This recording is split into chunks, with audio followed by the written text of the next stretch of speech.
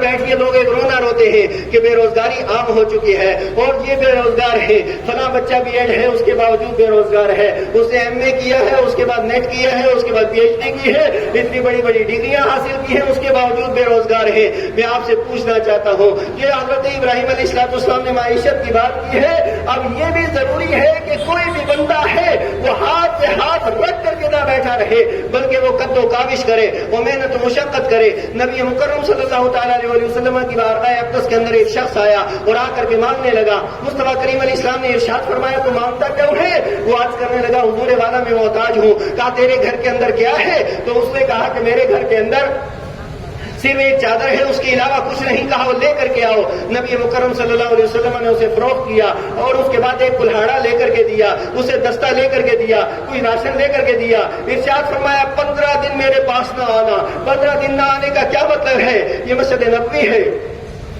پونچھ کی جامع مسجد کے اندر نماز ادا کریں، زیادہ سے زیادہ آپ کو 27 کا ثواب ملے گا۔ پوری دنیا کی جتنی مسجدیں ہیں وہاں جا کر کے نماز ادا کریں، اگر جماعت کے ساتھ نماز ادا کی تو آپ کو 27 نمازوں کا ثواب ملے گا۔ لیکن مسجد نبوی وہ نماز ہے، ایک نماز پڑھیں گے اللہ 50,000 کا ثواب عطا فرمائے گا۔ اور آقا نے ارشاد فرمایا کہ تمہیں 15 دن میری آنکھوں کے سامنے نہیں آنا، ادھر نہیں آنا، جاؤ جا کر کے محنت و مشقت کرو۔ جو 15 دن کے بعد آیا، پھر اس کے بعد کچھ اور عرصے کے بعد آیا اور آ کر کے اس نے کہا یا رسول اللہ، اللہ نے اتنی برکت دی ہے کام کرنے کی وجہ سے کہ میرے گھر والے بھی آسودہ حال ہو چکے ہیں اور اب میں کچھ رقم آپ کی بارگاہ میں پیش کر رہا ہوں، آپ غریبوں کے اندر تقسیم فرما دیجئے۔ حضرات گرامی، اسی حرکت کے اندر برکت ہے، یعنی جو قد و کاوش کرتا ہے، یہ کوئی ضروری نہیں کیونکہ یہ کسب حلال اور کمانا یہ ایمانیات سے ہے، اسلام کا حصہ اور شعبہ ہے، ایسا نہیں کہ یہ کچھ اور ہے، یہ الگ ہے۔ حضرت ابراہیم علیہ السلام نے تو یہی دعا کی تھی نا مولا اسے پھلوں کے رزق نے عطا فرمانا، یعنی رزق حلال کا کسب اور رزق حلال کمانا یہ بھی انسان کے ایمان کا حصہ، دین کا حصہ ہے۔ اس وجہ سے ہر بندے کو محنت و مشقت کرنی ہے۔ بے روزگاری کو ہمیں خود بخود اپنے معاشرے و سماج سے دور کرنا ہے۔ کوئی بھی حکومت آئے کتنے بڑے دعوے کر لے، وہ کبھی انقلاب پیدا نہیں کر سکتی ہے۔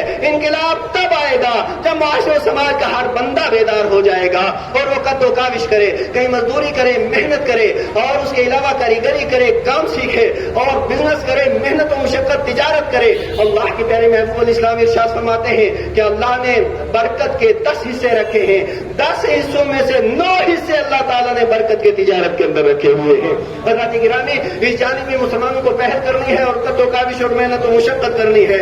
اور اس کے علاوہ میں آپ سے یہ عرض کروں گا، آج ہمارے معاشرے و سماج کے اندر جو عظیم ترین بیماری پیدا ہو گئی ہے وہ بیماری ایسی ہے جو دہشت گردی سے بڑی ہے، جو شدت پسندی سے بڑی ہے، جو ہماری نسلوں کو برباد کر رہی ہے، ہماری نسلوں کو تباہ و برباد کر رہی ہے۔ اور وہ سب سے بڑی بدعت اور سب سے بڑی خرابی اور سب سے بڑے جو اتنے بڑے خرافات کا مجموعہ وہ ہے منشیات، وہ ہے ڈرگس کا سلسلہ۔ اس وقت دیکھیے میں آپ سے کیا بتاؤں، میں نے تو اپنے آنکھوں سے ایسے لوگ بھی دیکھے ہیں، ماں باپ دونوں ملازم ہیں، ایک ہی بیٹا ہے، وہ گیا ڈرگس کے اندر انوالو ہو گیا، اس کا جنازہ واپس آیا۔ میں پوچھنا چاہتا ہوں اگر 10 لاکھ بھی کسی کی انکم ہو، ایک لوٹا بیٹا اس گھر کے اندر ہو، اس کا انتقال ہو جائے، بولو ماں باپ کی زندگی کسی کام کی ہے؟ اور اس سماج کی زندگی اور ان گھر والوں اور خاندان کی زندگی کسی کام کی ہے؟ اور میں نے اس طرح کے حالات اور واقعات بھی دیکھے ہیں کہ بیٹا MBBS کرنے گیا تھا، B.Tech کرنے گیا تھا، لیکن ان کے جنازے واپس آئے اور میں نے خود ان کی نماز جنازہ پڑھائی ہے۔ اور پھر آپ یہ دیکھیے آخرکار بنیادی وجہ اور سبب کیا ہے؟ میں معذرت کے ساتھ ایک جملہ کہنے لگا ہوں، وہ یہ ہے کہ اب دیکھیے اب یہ سارے کا سارا کہاں ہے؟ اب اس وقت منشیات کے سب سے بڑے اڈے کہاں ہیں؟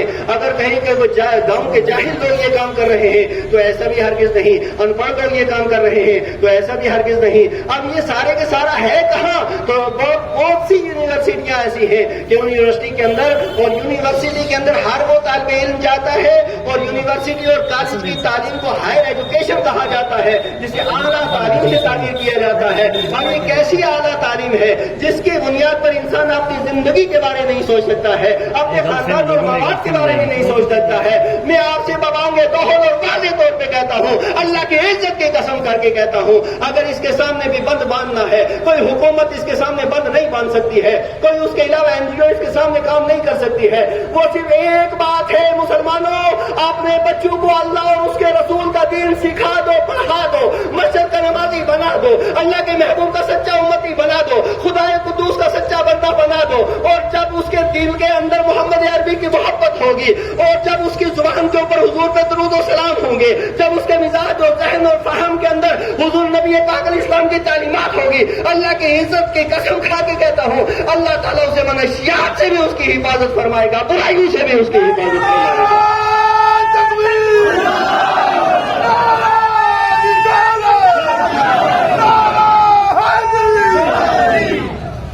اس کا یہ مطلب ہرگز نہیں ہے کہ کالج بند ہونے چاہیے، اس کا یہ مطلب ہی نہیں کہ یونیورسٹی بند ہونی چاہیے۔ یونیورسٹی ہماری ضرورت ہے، کالج ہماری ضرورت ہے، اسکول ہماری ضرورت ہے۔ تعلیم کے اندر آپ آگے بڑھیں، اپنے بچوں کو جو چاہے وہ بنائیں، یہ آپ کی ذمہ داری ہے اور مجموعی طور پہ اس کی ضرورت بھی ہے۔ لیکن اس سے سب سے زیادہ ضروری امت کے لیے یہ ہے، ملت کے لیے یہ ہے، مسلمانوں کے لیے یہ ہے کہ جو ہی آپ کا بچہ شعور کی منزلوں کے اندر قدم رکھے، اسے مسجد کے اندر لے کر کے جائیے، اسے عالم کے پاس بٹھائیے، حافظ و قاری کے پاس بٹھائیے، تاکہ آپ کا بیٹا سائنس پڑھے، میتھس پڑھے، جو پڑھے پڑھتا رہے، لیکن اس کے ساتھ ساتھ وہ رب قدوس کا قرآن پڑھے، حضور کے حدیث پڑھے، نبی پاک علیہ السلام کا دین سیکھے۔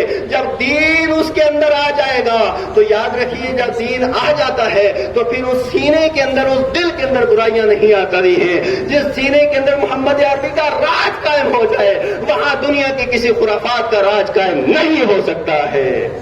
حضرات گرامی قدر، اس جانب میں ہمیں پہل کرنے کی ضرورت ہے، اور جتنے لوگ اس تعلق سے قد و کاوش و محنت و مشقت کر رہے ہیں، ان سب کا ساتھ دینے کی ضرورت ہے۔